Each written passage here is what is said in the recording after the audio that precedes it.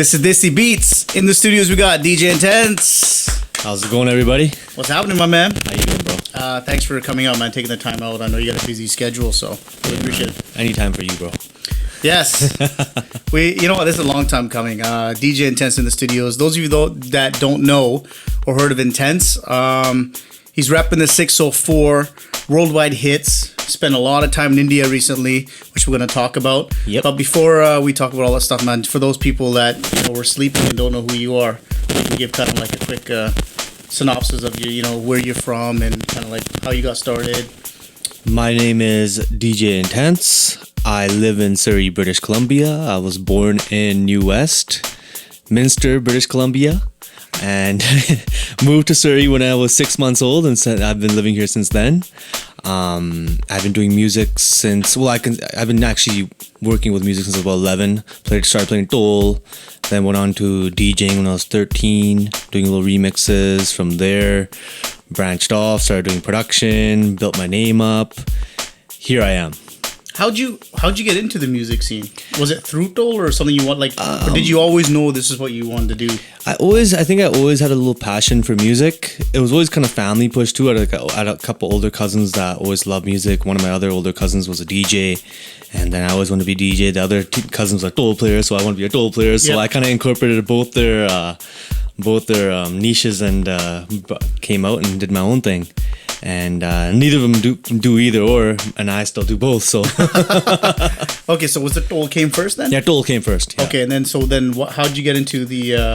I guess the remixes came first. It was all remixes. Was it DJing first? Remixes first. Okay, cool. I was about 12. I downloaded some software on my shitty little Mac computer I had back then, and just started fooling around. And back then we had MSN Messenger and stuff like that. So I had all my.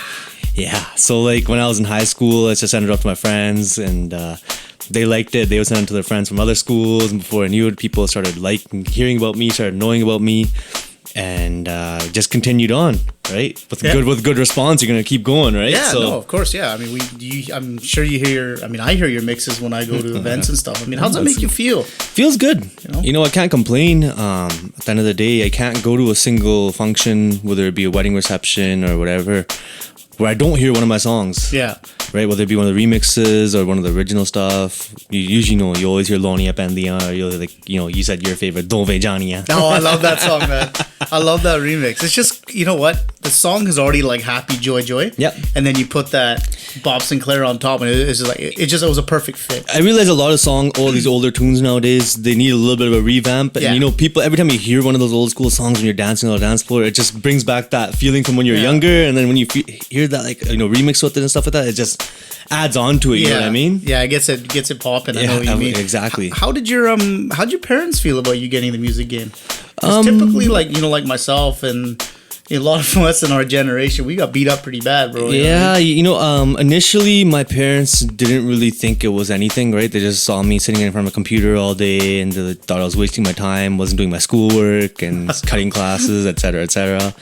But as time progressed, my mom, she worked as a makeup artist and stuff like that, and girls would come and get their makeup done for grad and stuff, and she'd always ask, "Oh, you ever heard my son Neil, blah blah blah blah?" Like, no, what, do you know DJ Intense? I'm like, yeah, we know DJ Intense, we love his stuff. And I think that's when they're like, okay, this guy's getting a good response, he must be doing something right. So after that, actually, my parents were supporting me so much to the point where they asked me, what can you do with this? And they put me through school. So I actually went to school in New West at a school called Stylus College, where I got my diploma in sound engineering. Cool. I didn't know that. You didn't know that? Yeah, no. There you go. Yeah, actually, I was actually educated. No, it's good. I mean, I did mine too. A lot of people don't know in live, but back then when we did it was live. I don't know. So that's cool, man. I mean, do you recommend it? In some sense, it depends on what you're gonna do.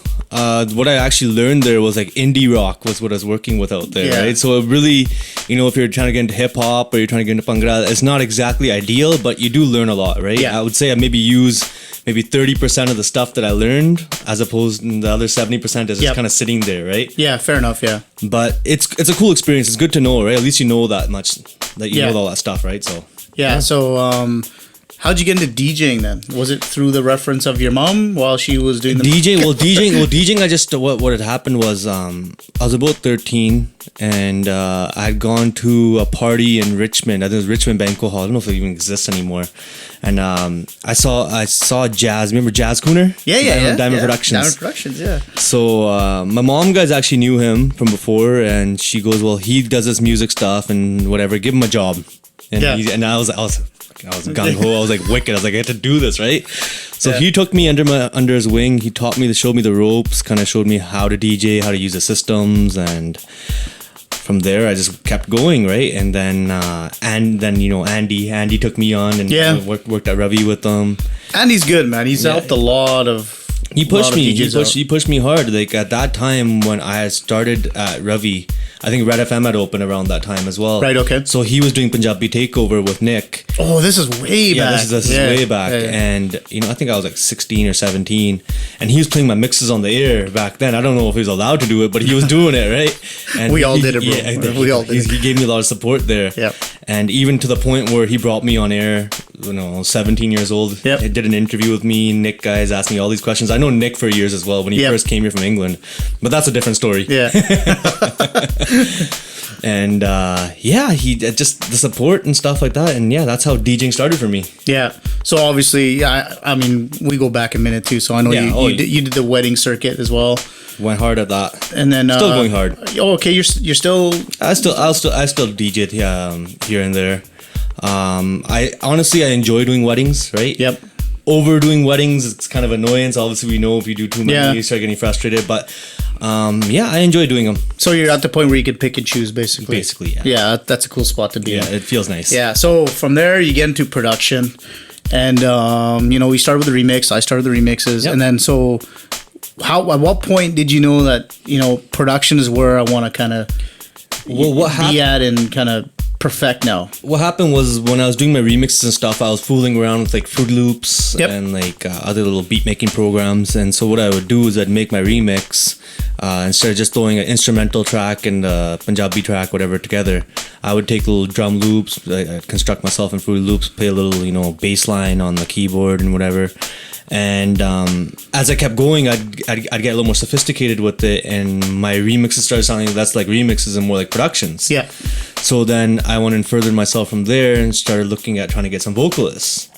And I think the first guy I worked with properly and did a track I released was with Gurtesh, where we did a Dil Langdi, I think. Yeah, that was a good song, man. Yeah, that was a nice mellow vibe. It worked out. It was just do it out there, see what would happen. Got a good response, and from there it just went hard. Yeah, no, that's good, man. So you've always kind of knew keys, or you kind of learned? I just taught myself a little bit, right? Just by ear and stuff. I guess you could say I have a pretty decent ear, as I taught myself dole as well, right? So cool. I taught myself. And I guess just from ear, even as DJing, when I first went to DJ, I swear to God, the first day I ever DJ'd, I beat matched. Did you? With CDs. I'm not even tooting my own horn. I knew how to beat match right away. I wish you could tell us what the secret was. It took me about 13, 14 gigs before I figured that out. I think it was more the rhythm thing. I understood because I was playing dole. I knew what kind of what, right? What beats on what. So I knew I understood how the pitch shifting worked and stuff like that, and making beats match. Right? It's true. It's all rhythm. If you have rhythm, then that's cool, man. So let's talk about your production. I've got your first, I think, for me, one of your iconic tracks. I've got Loni Up India queued up. Right. I'm gonna be honest with you, Matt. When I heard this track, I was like, "This is straight West Coast." Absolutely love the vibe. The beginning and the intro, it's just mesmerizing. So before I play the track, can you talk about kind of like the track, how it came about? Well, Loni Up India, first off, I love the West Coast vibe. Everything, most of the music I listen to is hip hop, right? And most of it is the West Coast, right? Yep. From like Spice One, Tupac, etc., etc. Yep. You know all the guys. You can hear the influence, guys. 100%. And Loni Up India, it was a joke. It was just a joke that came about between me, my couple of cousins that I was talking about before, and Jupe, the singer. And the story goes as this. We were coming back from Seattle from a Seahawks game the next day, and we were pretty hungover. Myself, my two cousins, we all had our glasses on, shades, and Jupe goes to my cousin. He's like, yo, what's up with you Surrey Jacks and your black ass shades, right? You know, he's American, he's from Seattle, so he taught as Americans like, what's up with you fucking Surrey Jacks and your black ass shades? And we're like, my cousin goes to him, he's like, tunu pata ya fir kade kade da poniyan vi pendiyan. Yeah. And just, I don't know what triggered Jupe's head. He just started going, Lonia Pendia.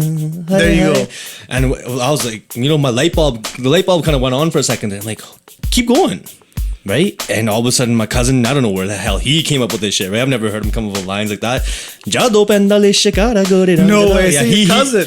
My cousin, he's the one who came up with that. And then Jupe just goes, Sanu Ponia Pendia. And it was magic. That line was created, and I was like, don't forget this. We're gonna go back to the studio. We're gonna record this line, and that's where it began. And then from there, we actually didn't finish the song till like about a year later. And it was funny how we finished it off as we were all together, a bunch of friends, and just in a circle, hanging out, and everybody started dropping random lines, and we just constructed it all together. And before you knew it, now we got what we have is Lonia Pendia that you hear at every party. You know what?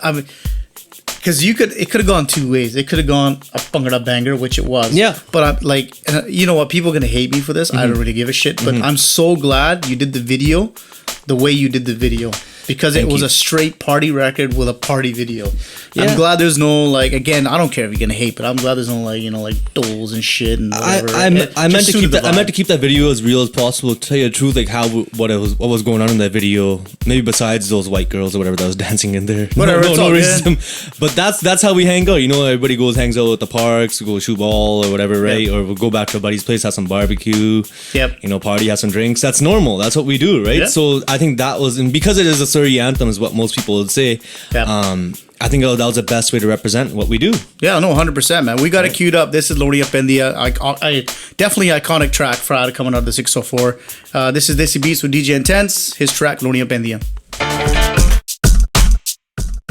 Welcome back to Desi Beats. We got DJ Intense in the house. Man, I love that record. Absolutely love that record. Thanks, bro. Appreciate it. Yeah, man. It's cool knowing, you know, that, you know, you got fam doing some big things. Speaking of big things, let's talk about India. I know we always joke around about it and how much, you know, it's a different beast. It's a completely different beast. So how did that come? Like, I remember is talking to you, you know, in our chats and stuff, and then it's like, yeah, I'm going to India next week, and then you were gone for like 6 months or something. Yeah, so all my India trips that I went on were just kind of like out of nowhere, right? I just wanted to go to my parents, like, hey, I'm going to India in a couple of days. Like, what? Yeah. Right? But no, India was amazing, man. I made a lot of connects out there. I did a lot of things out there. I accomplished things I never thought I'd ever accomplish in my life. But what was the process of getting there? Like, did you just go there and work this out? Or this is how it kind of started with India with me. I actually went to India the first time 2010, but that was a family vacation. That was the first time I actually saw what India was. Yep. And I loved it, right? My family's a little bit traumatized about me going, but, you know, besides that, I went and I enjoyed and I took care of myself. Yeah. 2012 was when I went back again, and I went there with a project I was working on with the company IMM Entertainment. And so we'd come up with this album called IMM The Album. Yep. And we went out there for the sole purpose of promoting that album. Okay. Going to go lock in a distribution deal with the company out there and get our stuff promoted. And so that's what we went out there to do. And so in doing that, we went out there, and my friend that was working with me then, still working with me, is Teflon Don. He was working with Honey Singh. And, you know, we built up some connects out there. So when I got there, right from the airport, we got picked up by J-Star, right? I'm like... Yeah. Okay, I'm like, and this is when he's just coming hot off Gabru. I'm like, holy shit. I'm like, okay, this is cool, right? Yeah. So he picks us up, and we hang out and do that. And anyways, so going on, we go do a distribution deal. We talk to a couple companies. Ended up working with Universal. Yeah. Universal. Then we had a track on my album called Ikka, In the Club with Ikka. Yeah, I remember that track. Yeah. So Universal really liked that track, and that track ended up getting pushed for a movie. Oh, cool. So as it got pushed for a movie, we went from being in Delhi side, which we were the whole time, and we took off to Mumbai. Yeah. And Mumbai was where the fun stuff was happening. It's buzzing, isn't it? It's it's amazing what opportunities you can get out in Mumbai if you're out there, right? For any musician, I encourage you to go. People say, why don't we get anything here? Because you're not where everything is. You know what I mean? Yeah, 100%. You got to be where the action's happening, and so from there we got that song got launched in a movie called Tamanche. It was promoted by Salman Khan, which was something I never thought would happen. Then I got, I met Mika Singh. Mika Singh sort of worked with me. Yeah, I've seen the pictures and stuff. I know you talked about it and stuff. We rocked out in the studio there. We did about five or six tracks in his studio for his movie that he had released. It was in September, called Balwinder Singh Famous Ho Gaya. So I did that. And now I got a few other big things happening. I got some stuff with Sunny Leone. No way. Yeah, I got a couple tracks coming out in a new movie with her. Cool, man. And all the guys just hating right now. Hey, one of the tracks that I did with Mika was called "Shake That Booty." Yeah. That had Sunny Leone with it as well, and but this is actually for her own films that I'm working on. I've done a couple tracks for those, and yeah. You know what? Let's talk about the Diljit record that you did for MTV. It was MTV, right? Yes. So Diljit was another man I met in Bombay. And how I met Diljit was kind of funny. I was with Ikka and we went to go watch Punjab 1984. This is like when Diljit was coming straight hot off 1984. It was crazy. I remember while we were out there and all these people were watching it. And it was huge in Bombay especially. It was kind of weird. Normally Punjabi movies don't do well out there. And I remember hearing what Mahesh Bhatt and all these guys like praising the movie, how good it was. And I watched it and I was amazed. I was like, wow. I was like, I always see Diljit as this clown, right? Yeah. And he still had some clown parts in there as well, but he played a very serious role. But anyways, after we watched that movie, just out of nowhere, he decided that he's gonna call Ikka. And so I'm standing there and Ikka's like, you're not gonna believe who's calling me right? It's like, it's Diljit on the phone, right? I'm like, how bizarre is that, right? We just watched this movie. Talk about timing. Yeah, so he's like, Ikka has written stuff for Diljit in the past. He's done like Sweet Tooth and stuff like that. Oh, no way. Yeah, he wrote Sweet Tooth. Yeah, he's a good writer. Yeah, he's very talented. And so we go that night to go meet Diljit at his hotel. First I met him a couple times here, but with nothing really serious. And then I met him there in the hotel, played him some beats, and he goes to me and he's like, where the hell did you pop out of, right? I'm like, I'm from Vancouver, I'm Surrey, right? He's like, no, you're not. He's like, there's no good music producers out in Vancouver, Surrey, right? No offense to anybody. I'm not saying these are Diljit's words, okay? Not mine. Not mine words, okay? So no hate on anybody. I'm like, okay. I appreciate you saying that, but here I am. Yeah. So we vibed out, and then he's like, okay, let's head to the studio. So the next day I took him over to Mika's studio. Mika, being a good friend of mine, lent me his studio whenever he wasn't there. Yeah, that's cool. So we spent a few nights together at the studio, and we came up with about 4 songs. And of those 4 songs, one was This Thing Is So Stylish. Yeah. This Thing Is So Stylish was initially supposed to be a record. I think he was going to do a Shinda. Okay. Well, I think, they did a Sing Nal Jodi or whatever, but I think Sing Is So Stylish was supposed to be a Shinda. But I had played those brass chords on the keyboard. Yeah, you played Bay Area stuff on that. That's exactly what it was. It was like a Southern Bay Area kind of vibe. I played those chords and he's just like, this is This Thing Is So Stylish right here. This is what we're doing. Fucking we banged it out, did the track. And we had a couple options. It was either going to go for a movie that we were looking at, going to put it on, or it was going to go for MTV. And because MTV had contacted them, they wanted to do this spoken word thing. Yeah. Like Honey Singh had previously done it, Manj Music, whatever, he did it. Yeah, Jazzy too now, right? Yeah, Jazzy did it as well. Yeah, and I think for you that was a wicked format. It was that was probably one of the biggest things that happened for me, right? Because I think a lot of music producers out there would die to work with Diljit. Now I can go and I can call him on my phone at any time. Like, right? You know what I mean? Yeah. And so we banged that out. That came out. We got a great response, and I brought my flavor from here onto there. He respected it, and I respect him for that because he gave me an opportunity as opposed to some guys that would never even look at me. For sure, man. I mean? For sure. It was cool, man. Yeah, no, that's awesome. So we got Sing Is So Stylish queued up. I like this song a lot. I think, it's... I'm a hip hop guy, so it's straight hip hop for me, and it's a great record, man. Honestly, a great record. If you took Diljit's vocals off on there, you could probably throw T.I. and Jeezy on there, no problem. I don't think it would make a difference. Throw some Kid Ink on there, be awesome. Yeah, 100%, man. Yeah, man. We got DJ Intense in studios, man. Yeah, hit us up and keep it locked. That's a full cheap one, bro. Yeah, that's a full cheap one. Let's talk about one of your babies, man. Let's talk about IMM. First of all, rest in peace, Deep Cold. I know it's been a year now. Yeah, I can't believe how, like I said, we were just saying how much time flies. Yeah, he's gone. And, Deep was a very, very, very big part of IMM, and a big part of a lot of success that was coming with IMM. He had introduced us to a lot of people. At the same time, we'd done a lot of music. The last few songs that we did were the ones with Mika on his movie. And it was amazing because he was like, he's been around for so long, but like I think at that point right there was about the time where he was about to blow right up. Everything was lined up in front of him, and everything was about to take off. And then, for some weird reason, God decides that, hey, we're gonna take you. We gotta take you away from the planet. Yeah, man, right? that guy had mad skills. I played the Three Sings record on the last week's show. Oh, right on. Yeah, out of respect. Oh, I appreciate and that. And he just laced that he's a pioneer. He's one of the main pioneers of this hip hop, right? You got like Bohemia, but Deep Cold, when he had passed away, like we never really realized how many people actually knew Deep and how respected him. Everybody around the world, from guys like Jazzy B, like I said, the Bohemia, Honey.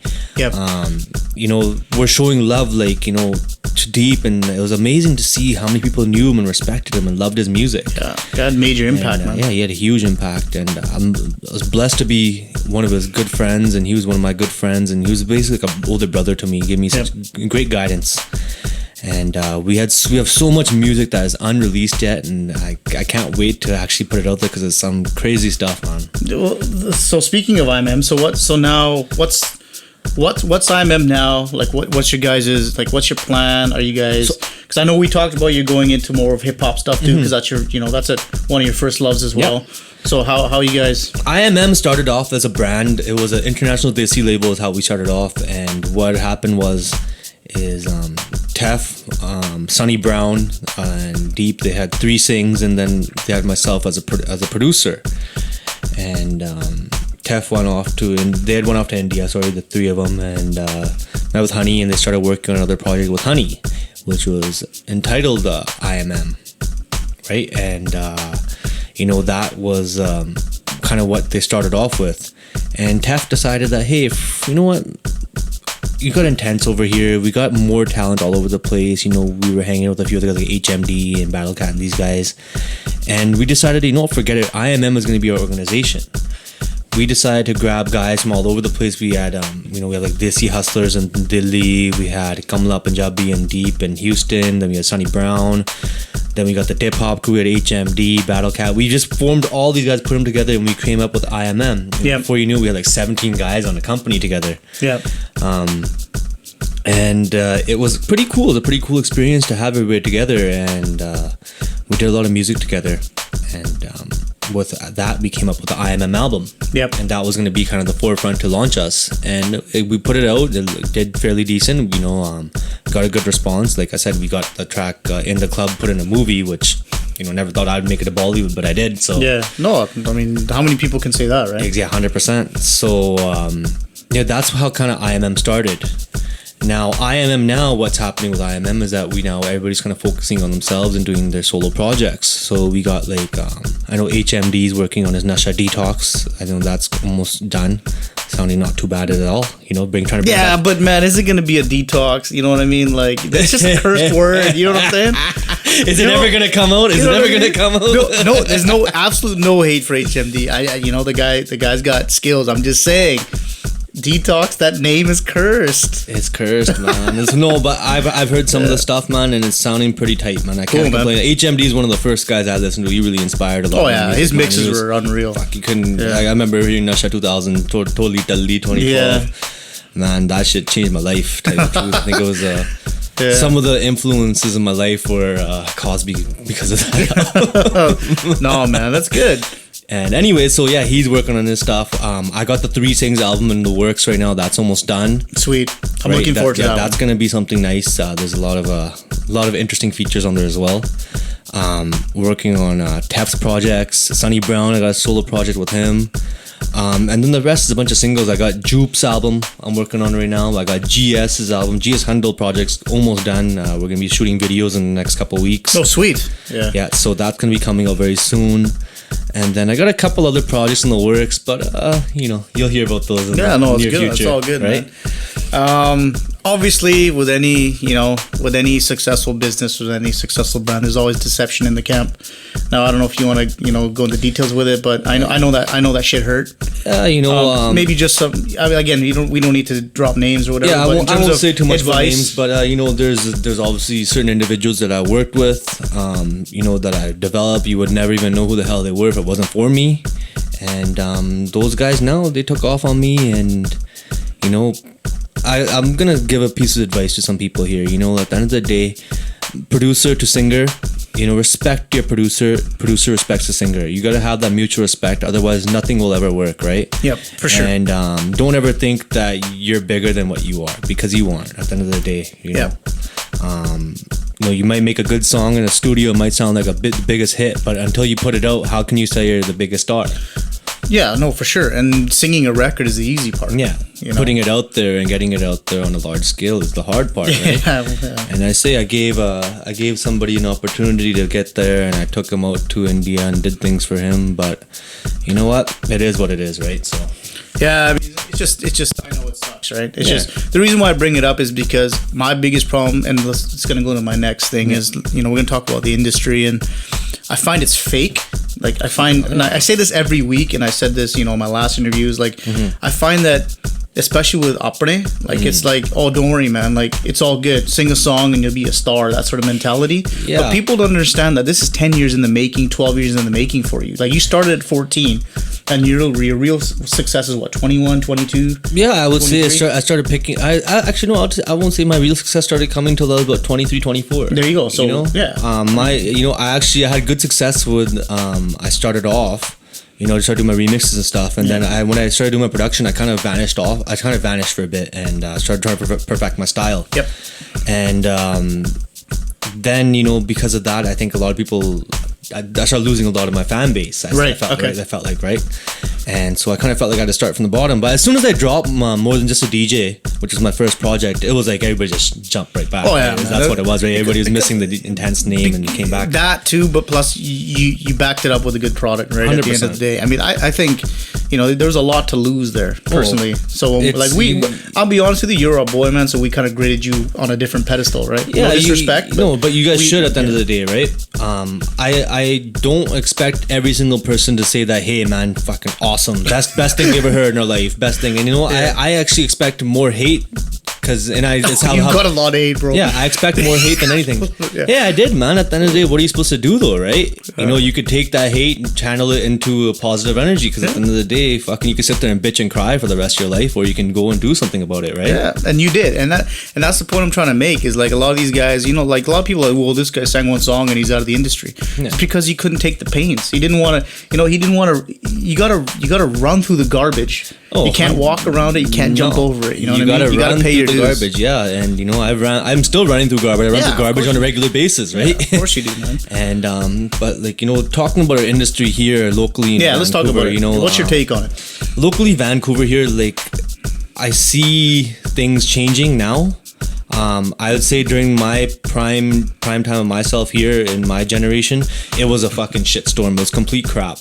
Yeah, I'm not gonna lie. I'll say before my generation, there was, when you guys were in it, you guys used to have the fucking, Baji guys and stuff like that. You guys have all the, I remember like Monster Bash and stuff like that. And I remember used to go into those when I was like 15, 16. Yeah. I don't think I was supposed to. Sorry, guys. and it would be like thousands of people. It'd be packed South Hall and stuff like that. That was cool. And then as soon as my generation started getting to people, the hate started developing on such a large scale. And nobody would go to events. I remember DJing events with like 20, 30 people there, and it was depressing, right? And it derailed you to do anything, and hence the reason why I don't do very many events just because of that one reason. Yeah, fair enough. What I'm noticing, 100%. But what I'm noticing now though is a little bit change in the industry. Like I've been to a few events in the past few weeks, and like I went to that Bombay Bliss, and that it was packed. And I went to that Desi Beats a few weeks ago. Once again, it was a great turnout, and I'm happy that it's trying to turn around. On a musical aspect though out here, I think people still need to step their game up a little bit, but I think a few guys are starting to step their game up, and it's nice to see that. And yeah, that's what I think of the industry right now. Otherwise, I still think the industry is still full of shit. Yeah, I do. I agree with you there. But I mean, in terms of like, because here's the thing. You've seen India. You've been to Bollywood. That's. I mean, we grade everything to that. I mean, is there something that you could recommend that be like a 10% gain or something? Support, just support. Like because my next support. So like advice to people. Sorry to cut you. No, it's okay. I agree with you. Support definitely, but is there because here's the problem, and I don't want to sound discouraging to people that want to come up in the game. I think we need new talent. We need different talent, of course. Like we don't need the dinger knocker knocks. You know what I mean? That's a separate issue. There's tons of those. Yeah. Right. Like, what do you say to, like, for example, DJ XYZ comes up to you and says, "Hey man, I want to get in the game. What do you recommend?" Because they're listening to you right now, man. There's I've seen there's about two different kinds of DJs. There's the guys that do it for a hobby, and there's the guys that want to go hard, right? And sorry, not just DJs, but music producers, whatever, sure, right? Yeah. And I don't and no offense to anybody, I don't really care for the person that does it as a hobby. At the end of the day, it's a hobby, cool, right? Whatever. Yep. Right. But at the end of the day, what are you doing to make anything better here, right? Yeah. Adding to the culture. Exactly. What are you adding to the culture? You got the guys that are doing that for the hobby, the ones that bitch and complain all the time, saying that, hey, fucking this guy's not doing this guy's not doing. Well, what the fuck are you doing? Yeah, fair enough. Yeah, I agree with you 100%. And the guys that are really working at it, they see the picture, and they understand the struggle. They see how hard it is, right? And it's like, it's not easy to go out there first things first. Just to be a DJ, to go out there and have even whether it be 100 people, 1,000 people, whereas to go and please a crowd, right? We have probably the worst fucking crowd in the world out here. Oh, dude, man, I'm glad you said it. We do. That's why I don't DJ anymore. Yeah, we got you having to go deal with so and so coming like, Baji, play this song, Baji, play this song, Baji, play that song, and blah blah blah. Fuck, we all hate that shit. It is what it is. It is a part of what it is out here, though, right? Yeah. And but anyways, my advice to the guys here for the guys that are trying to come up: work hard in your art, develop your style. You always have your influence. Just don't be a copycat. What I've been seeing from a lot of guys is a lot of DJs will go and they'll watch a DJ from behind and see what that guy's doing, and it's cool to take a little influence, right? Yeah, of course. But you can't be just copying what this guy's doing A to Z, right? Come up with your own style, develop yourself, build yourself a brand, and come out with some cool shit, man. Otherwise, you ain't gonna get nowhere. No, it's true, and especially in today's day and age, like you hit the nail on the head. I think branding is really important. Big time. You know what? People ask, like I had this conversation with the DJs, like, why do all these DJs back east get all this recognition? You know why? It's branding in a website. How many DJs here in Vancouver website? I can't count anybody. Maybe 2 or 3, if that. I think that's about it. Yeah. You look at guys like, I'll give you an example. You look at a guy like DJ KSR, for killing example, it, man. right? And the reason why he's killing because he's branded himself, right? He started doing those mixtapes, and I know I've heard a lot of these guys locally that are doing the same thing. But why aren't they getting out there? Because they ain't branding themselves, right? He's put out there. He's got a shackle out there. He's got his logo. He's got his website. He's going all around the world. He's pushing himself at all times. Yeah. That's the reason why he is where he is, right? Yeah, it comes down to professionalism, right? Like you look at, like he's probably spent like $500 to get his pics taken. At the same time, quality. That's the thing, is quality, right? We have the talent here. We have so much talent. We have, to say that the amount of apne we have out here, I'm fucking disgusted that we aren't number one in the freaking world for what we do, right? It's the weed, bro. Everyone's just lazy. Hey man, you can't blame that shit, bro. That shit's what keeps us sane. Yeah, no, man. Stay in school, don't do drugs, kids. Yeah, don't do drugs. No, but the reason why having you on this show is really important because, people can hate all they want, and they're going to. They're going to listen to this, go, who the fuck does he think he is? Yeah. Right? But at the end of the day, the message here is the guy worked his ass off. Like, there's songs that he's done 3 years ago that still aren't out. Nope. And it's like I said, it's hard work. You know, I think I'm the only person out here. Well, besides maybe Sanj, but you know, like Sanj isn't really from here. Well, he's back here now. Oh, he's back, yeah. So. Well, anyways, I think I'm the only guy out here that can state that, hey, I fucking went to Bollywood. I'm done Bollywood. I can go and call any fucking goddamn celebrity I really want and be like, hey, this is who I am. I need to get this done. I have that ability to do that. And why? Because I fucking worked hard for it. Yeah, 100%. It didn't happen overnight. No, I'm not a rich kid. My fucking family ain't rich, right? I just worked my ass off with whatever I could have possibly made out of my pockets and whatever my parents could help me with, they helped me with. And I just work my ass off, man. Yeah. Hard work. If you don't work hard, you ain't gonna get shit. Are your family proud of you? My family is, you know, my biggest. I love your dad. My dad is my biggest supporter, right? Yeah. You know, sometimes I do get a little bit annoyed of it, but you know, at the end of the day, I'd rather him be like that than be, you know, hating. Yeah. He's my biggest supporter. Anywhere he goes, he always just fucking, he just blows my freaking shit up. He's my number one marketing. Your dad's the man. I love your dad. He's wicked. He shows a lot of love. Yeah, no, that's cool, man. Yeah, it's cool, man, to have that support. And I wish that everybody else could have that support too here. And if everybody could support each other here, we would have a much better industry. But I see that it is getting better though.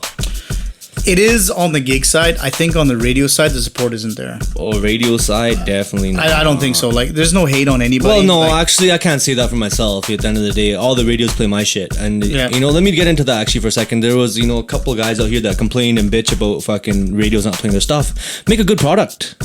Yeah. You know, it's easy to fucking make, you know, it's easy for people to start crying that why aren't they playing your fucking stuff. Make something good.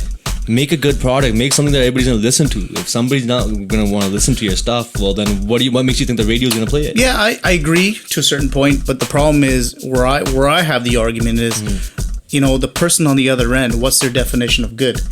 Right? Because here's the thing, the stuff that majority of the time gets played is straight folk.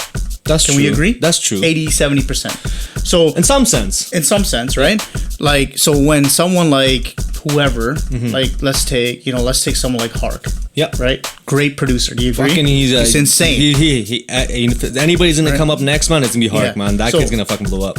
I don't think he gets enough play on radio just because of the type of music he does. Well, I think at the same time, you see what I'm saying? I 100%. I think, but the thing with like a guy like Hark, it's the same thing. He's young and he's coming up right now, right? Yeah. And it's just pushing your brand, right? And I think now, you know, it's one thing to make the music, like we said it, but it's another thing trying to release the stuff, right? And Hark's a good friend of mine. You know, he's actually helped me with a lot of stuff. You know, he actually did work on Single So Stylish with me. If nobody really knows that, but oh, cool, man. Yeah, he did some work. That's good, man. Everyone's got a good camp, man. You can't do everything. Yeah, we work together, and he's a good kid, and I see him blowing up very soon. But you know, I agree with that. I think it's just a matter of him pushing himself a little bit more and getting stuff played on radios and stuff like that. I like, for what my situation was, I was at a point where I felt like nobody really supported me here, and I just gave nobody really a choice but having to play my music, right? Yeah. No, I totally understand. But your stuff to say it's just folk though, like I just, you know, it's funny, I just got my SoulCan report back, and majority of the track that was being, the number one track that was being played was In the Club by Itka. Okay. That's not even a folk track at all. That's not even Punjabi. Yeah. You know what I mean? Yeah. And that's one of the number one tracks that was getting blasted. At the end of the day, have a good product. You have a good product, it's going to get supported. Yep, no, 100%. Hopefully. Man. 100%. There you go, guys. There's a message. Have a good product. Get off your lazy ass and do something. Yeah, don't bitch and complain. And another thing, you got music sitting around. You're never going to know if it's good or not unless you put it out. So put the shit out. Whether it's free, whatever it is, put it out there. You can't fucking sit there and think you're Mr. Superstar if you don't release it. No, 100%, bro. You know what? I really appreciate you coming out, man. Appreciate you having me, man. Yeah, man. Long time coming, dude. I really appreciate it. It has been. So we're gonna take this out with one of my favorite tracks on the album, Hakarde from the album. This is I Am, baby. DJ Intense, man. Where can they get a hold of you? You can find me on Facebook. You can find me on Facebook with DJ Intense. You can search DJ Intense. Intense Music Group. IMG is my new little establishment I have going on right now. Working with my own artists and stuff like that, developing my own brand. IMM is my family. IMG is my baby. So awesome, man. Yeah, find me IMG, Facebook, Twitter at This Is Intense with IZ. This IZ Intense. Yeah, Instagram Intense. I'll have all the links up. Yeah, there you'll see it on the. Cool, man. Really appreciate it, bro. Thanks for having me, man. All right, man. Take care, bro. You too.